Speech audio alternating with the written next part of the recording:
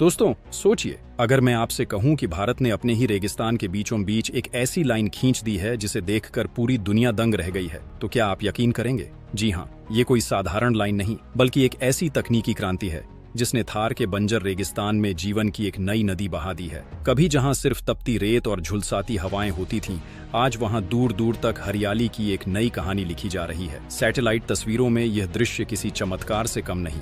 राजस्थान के सीने पर एक लंबी चमकती हुई लकीर खींच गई है, जिसे देखकर विदेशी वैज्ञानिक तक हैरान हैं कि आखिर भारत ने ये किया कैसे।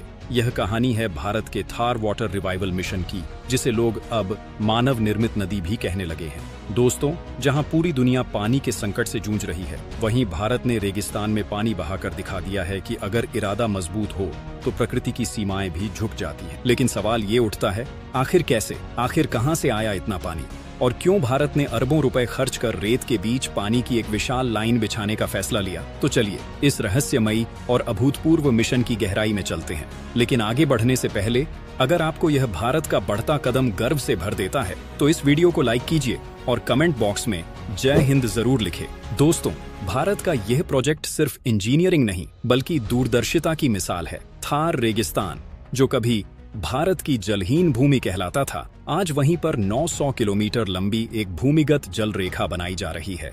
यह कोई प्राकृतिक नदी नहीं है, बल्कि एक कृत्रिम जलवाहिका है जो देश के पश्चिमी हिस्से में हरियाली का नया इतिहास लिख रही है। इस प्रोजेक्ट का मकसद है राजस्थान, गुजरात और हरियाणा के सूखे इलाकों में पानी पहुंचाना, खेती को फिर से जीवंत बनाना और वहां के लोगों को पलायन से रोकना। इस प्रोजेक्ट का असली दिल है इंदिरा गांधी नहर का विस्तार और उससे जुड़ा नया डेजर्ट वाटर पाइपलाइन नेटवर्क, जिसमें अत्याधुनिक पंपिंग स्टेशन, भूमिगत जलाशय और सौर ऊर्जा संचालित ट्रीटमेंट यूनिट्स शामिल हैं। इसे आप भारत का रेगिस्तान में नदी बहाने वाला सपना कह सकते हैं। दोस्तों, इस प्रोजेक्ट की शुरुआत एक सपने से हुई थी, रेगिस्तान को खेत में बदलने का सपना। और ये सपना देखा था भारत के वैज्ञानिकों और जल अभियंताओं ने, जिन्होंने कहा, अगर नील नदी मिस्र को जिंदा रख सकती है तो इंदिरा गांधी नहर राजस्थान को हरा भरा क्यों नहीं बना सकती। इसी सोच के साथ भारत सरकार ने एक ऐसी जल योजना तैयार की जो दुनिया में कहीं नहीं देखी गई थी। इस योजना के तहत पंजाब और हरियाणा के सरहदी इलाकों से पानी को इकट्ठा कर भूमिगत पाइपलाइनों के जरिए थार तक लाया जा रहा है। इस सिस्टम की खास बात यह है कि इसमें कोई पारंपरिक नदी नहीं है, बल्कि लाखों लीटर रिसाइकल्ड और ट्रीट किया हुआ पानी रेगिस्तान तक पहुंचाया जा रहा है। इस प्रक्रिया में खेती, उद्योगों और शहरी सीवेज के पानी को बड़े बड़े प्लांट्स में साफ करके इस्तेमाल योग्य बनाया जाता है। भारत ने इसके लिए दुनिया का सबसे आधुनिक वाटर ट्रीटमेंट और ट्रांसफर सिस्टम बनाया है। राजस्थान के बाड़मेर, जैसलमेर और बीकानेर जिलों में विशालकाय भूमिगत टैंक्स बनाए गए हैं, जिनमें दिन रात साफ पानी स्टोर होता है। फिर सौर ऊर्जा से चलने वाले पंपिंग स्टेशन इस पानी को 900 किलोमीटर लंबी मुख्य पाइपलाइन में भेजते हैं, जो आगे नहरों और छोटी वितरण लाइनों में बंट जाती है। और दोस्तों, इस प्रोजेक्ट की खास बात यह है कि इसमें किसी नदी के प्राकृतिक प्रवाह को नहीं बदला गया, बल्कि यह पूरी तरह मानव निर्मित जल पुनर्चक्रण प्रणाली पर आधारित है। अब सोचिए, जहां कभी इंसान को एक बाल्टी पानी के लिए कई किलोमीटर पैदल चलना पड़ता था, वहीं अब हर खेत तक नल के जरिए पानी पहुंच रहा है। गांवों में कुएं फिर से भरने लगे हैं, तालाबों में मछलियां दिखने लगी हैं और रेत पर हरियाली की नर्म चादर बिछने लगी है। थार, जो कभी जीवन का प्रतीक नहीं था, अब भारत के जल प्रबंधन की सबसे बड़ी उपलब्धि बन गया है। विदेशी विशेषज्ञ इसे इकोलॉजिकल रिवर्सल प्रोजेक्ट कह रहे हैं, यानी धरती के एक सूखे हिस्से को फिर से जीवित करने का प्रयास। लेकिन दोस्तों, यह सब आसान नहीं था।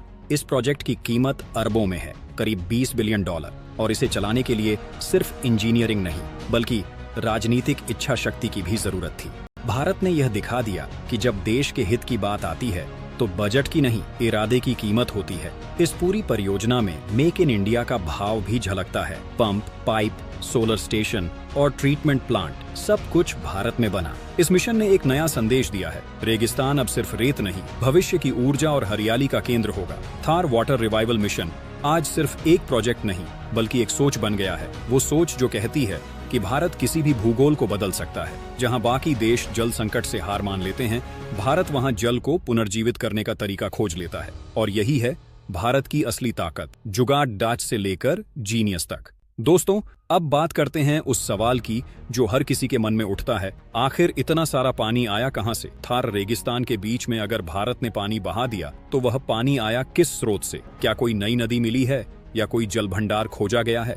तो जवाब है, भारत ने इस बार प्रकृति का इंतजार नहीं किया, बल्कि तकनीक के दम पर खुद अपनी नदी बना ली। इस पूरी परियोजना का कमाल है वाटर रिसाइकलिंग और ग्राउंड वाटर रिचार्ज सिस्टम।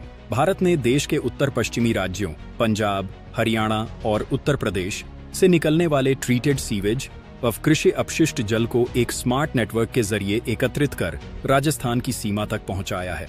वहां बड़े बड़े ट्रीटमेंट प्लांट्स बनाए गए हैं जो इस पानी को शुद्ध करके खेती के योग्य बनाते हैं। इस मिशन का दिल है बाड़मेर वाटर ट्रीटमेंट कॉम्प्लेक्स, जो एशिया का सबसे बड़ा अपशिष्ट जल शुद्धिकरण केंद्र माना जा रहा है। यह हर दिन करीब 60 लाख क्यूबिक मीटर पानी को शुद्ध करता है। इस प्रक्रिया में न सिर्फ गंदे पानी को साफ किया जाता है, बल्कि उसमें मौजूद खनिजों और पोषक तत्वों को भी संरक्षित किया जाता है ताकि यह मिट्टी के लिए और उपयोगी बने। दोस्तों, यही पानी पाइपलाइन नेटवर्क के जरिए जैसलमेर, जोधपुर, नागौर और बीकानेर के खेतों तक पहुंचाया जा रहा है।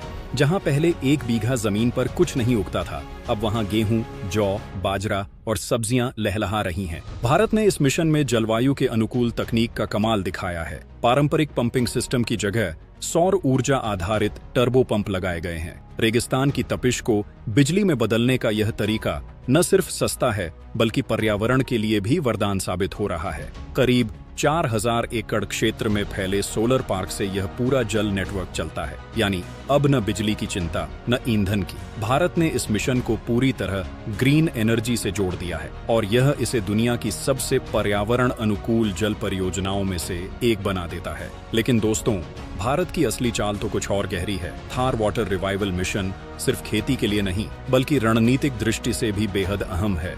यह परियोजना भारत पाकिस्तान सीमा के बहुत करीब है। जिन इलाकों में पहले आबादी नहीं बस पाती थी, अब वहां पानी पहुंचने से नई बस्तियां बस रही हैं, नए उद्योग लग रहे हैं और सीमावर्ती इलाकों में सुरक्षा व आर्थिक गतिविधियां दोनों तेज हो रही हैं। आप समझ सकते हैं, जब रेगिस्तान में जीवन लौटता है तो देश की सीमाएं भी मजबूत होती हैं। इसे भारत का वाटर वॉल डिफेंस कहा जा रहा है, यानी पानी के जरिए सीमा सुरक्षा की एक नई रणनीति। और दोस्तों, इस प्रोजेक्ट से भारत ने दुनिया को यह भी दिखाया कि जल संकट का हल सिर्फ बारिश पर निर्भर नहीं होता, बल्कि प्रबंधन और नवाचार से भी निकाला जा सकता है। उदाहरण के लिए, इस योजना में वाटर बैंकिंग सिस्टम लागू किया गया है।